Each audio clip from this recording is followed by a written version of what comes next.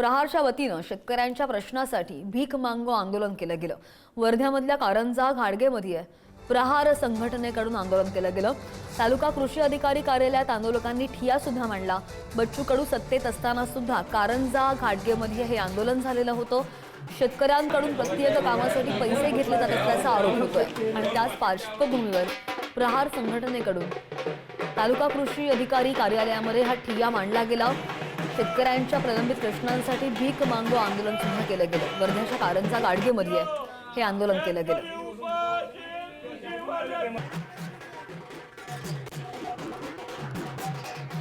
प्रहारचे कार्यकर्ते आक्रमक झालेले आहे। चक्क कृषी अधिकारी कार्यालयावर मोर्चा काढतात।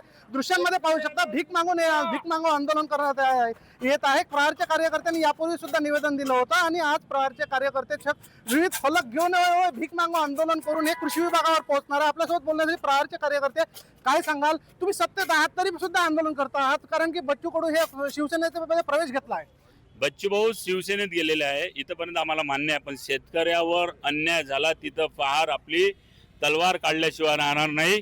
कृषी अधिकाऱ्यांनी ज्या पद्धतीचा कारंजा आर्वी विधानसभेत मोठा भ्रष्टाचार केलाय, या भ्रष्टाचाराचा मार्ग म्हणजे या सरकारचा साथ त्या अधिकाऱ्याला असल्यामुळे याच्या कारणाने का ह्या अधिकाऱ्यांनी सबसिडीच्या माध्यमातून करोडो रुपयाचा शेतकऱ्याला लुटलेला आहे।